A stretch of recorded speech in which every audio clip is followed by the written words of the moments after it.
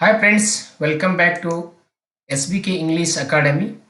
In today's class, I'm going to discuss one of the main important modern critics, F.R. Lewis. F.R. Lewis was born at Cambridge, educated at Perse School, won a scholarship to study history at Emmanuel College. In his second years at Cambridge University, he moved from history to English subject.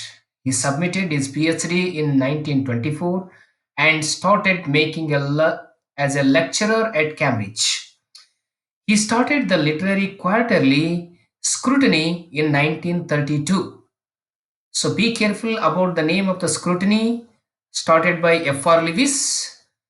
So this question is asked in one of the net question papers and edited it till it ceased its publications in 1950. So it means F.R. Lewis started his own literary quarterly, so that is called Scrutiny in 1932. So till his death, that F.R. Lewis edited that Scrutiny. So the question is raised on one of the net question papers on this literary quarterly Scrutiny. And now we have to look at the works of F.R. Lewis. So F.R. Lewis was modern great critics. He wrote many uh, literary works and also poetry to the history of English literature. Especially, he is known to the world as the great critics of the as a great critic of modern age. So the first work that is Mass Civilization and Minority Culture, it was published in 1930. And also second one, a new bearings in poetry. It was published in 1932. It's also very important work by F.R. Lewis. You have to keep in your mind that new bearings in poetry published in 1932. And the third work, re-evaluation. Revaluation is also one of the important critical essay, a work of F.R. Lewis. It was published in 1936. And other works, D.H. Lawrence, novelist, it was published in 1955. So this D.S. Lawrence, you know that one of the modern psychological novelists. So this in this work that F.R. Lewis criticized and analyzed the some novels of D.H. Lawrence. So sixth one, that is Dickens, the novelist.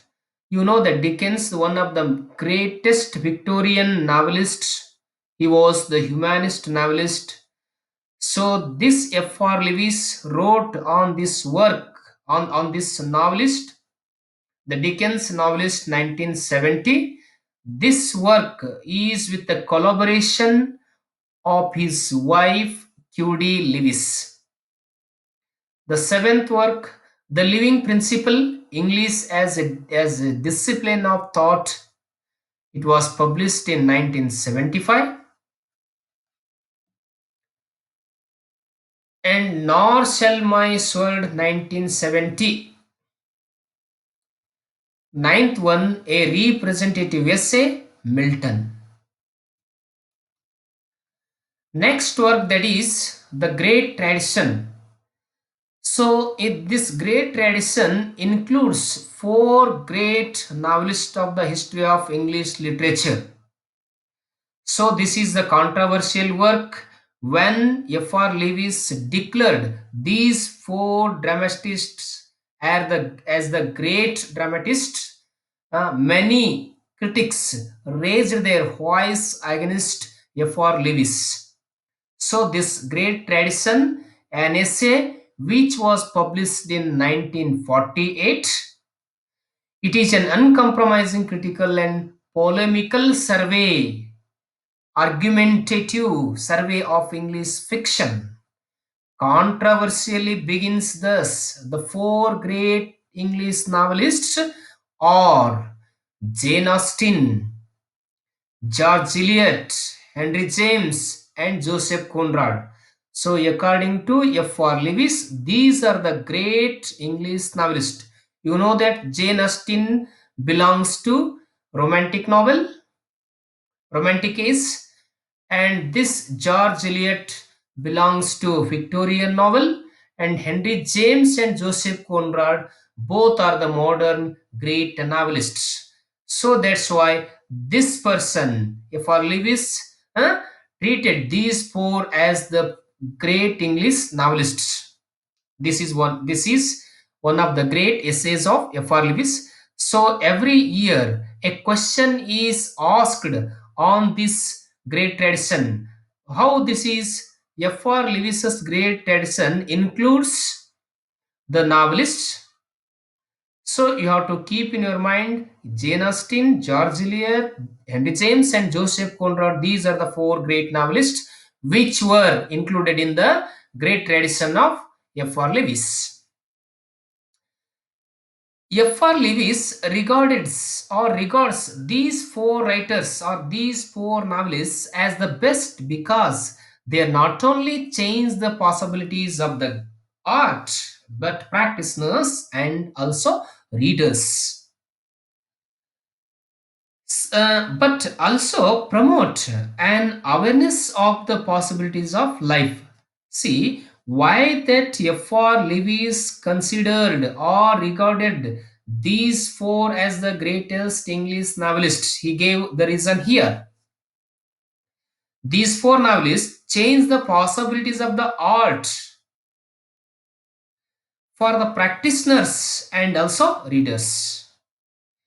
And also, these four novelists promoted an awareness of the possibilities of life in their all works. So that's why F.R. Lewis treated these four novelists as great.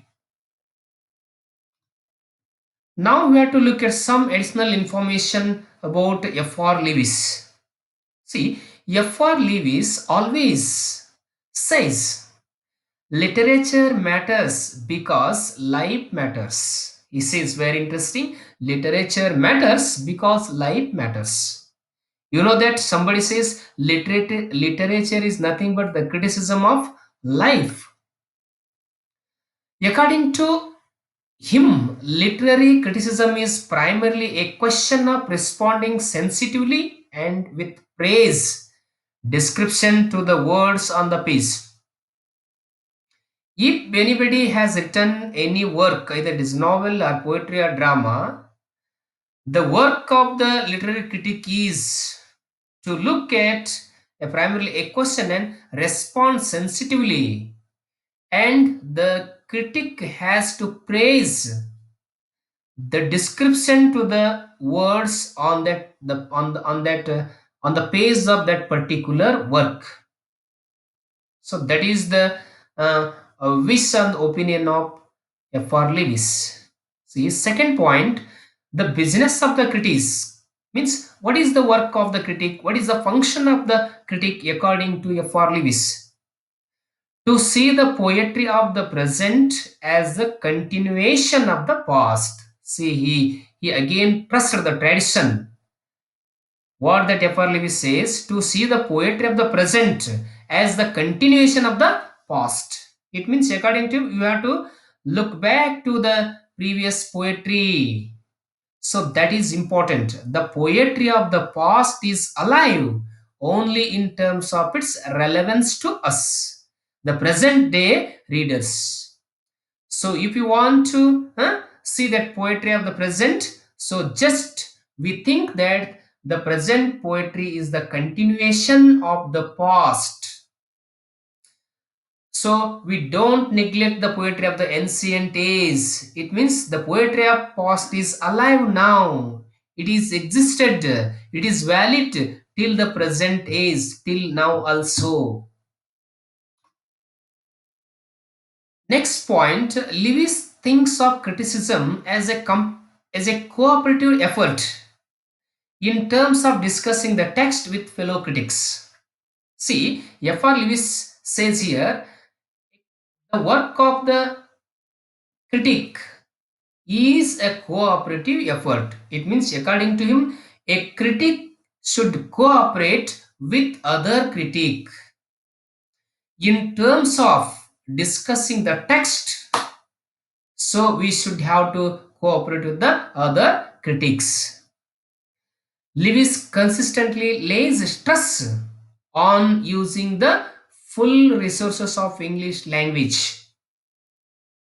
He places a high value on the poetry of Hopkins. In his great literary work, New Bearings in Poetry, you know that Hopkins was one of the most important modern English poets. See, he places high value on the poetry of Hopkins in his New Bearings in Poetry because he exploits the native resource of the language. So that's why he gave a great place to that modern poet Hopkins in his critical work New Bearings in Poetry. So thank you. This is today's video relating to that F.R. Lewis. So if you like this video, please subscribe to my channel. In the next class, I am going to do the video on one of the most important modern critic, that is T.S. Eliot. Thank you for watching my video. Please subscribe to my channel and also share to your friends also. Like it.